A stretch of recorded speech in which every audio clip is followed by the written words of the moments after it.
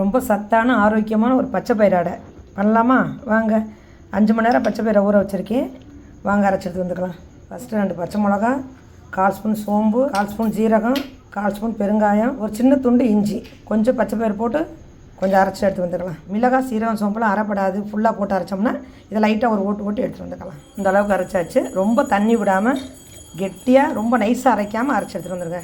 நான் அரைச்சோன்னே காமிக்கிறேன். 1/2 ஸ்பூன் உப்பு போட்டுக்கோங்க. இந்த அளவுக்கு அரைச்சி எடுத்துக்கோங்க. அரிசி மாவு சேர்த்துக்கிட்டோம் நல்லா கிறிஸ்பியாக வரும். அதுக்கு தான் 1/2 ஸ்பூன் போட்டிருக்கேன். நைஸாக கட் பண்ணி வச்சுருக்க சின்ன வெங்காயம், பெரிய வெங்காயம் போட்டுக்கலாம். கொஞ்சம் கருவேப்பிலை கொத்தமல்லி கட் பண்ணி வச்சுட்டு போட்டுக்கலாம். மாவை நல்லா பிசைஞ்சுக்கலாம். உப்பு பார்த்துக்குங்க, பத்தலாம் போட்டுக்குங்க. ஒரு உருண்டை எடுத்துக்கங்க. உங்களுக்கு கல்லில் தட்ட தெரிஞ்சால் தட்டுங்க, இல்லைனா இலையில வச்சு தட்டி போயிங்க. எனக்கு கல்லில் தட்டி நான் அதனால் கல்லே தட்டுறேன். ரொம்ப மெலிசாகவும் இல்லாமல் ரொம்ப கனமாகவும் இல்லாமல் மீடியமாக தட்டுங்க. திருப்பி போட்டுக்கலாம். என்னோடய ஸ்டைலில் பச்சை பயிறு அடை ரெடி. ரொம்ப டேஸ்டியாகவும் ரொம்ப ஹெல்த்தியாகவும் இருக்கும். ட்ரை பண்ணி பாருங்கள். தேங்காய் சட்னி, கார சட்னி எல்லாம் காம்பினேஷனாக இருக்கும். நான் இன்றைக்கி தேங்காய் சட்னி வச்சுருக்கிறேன்.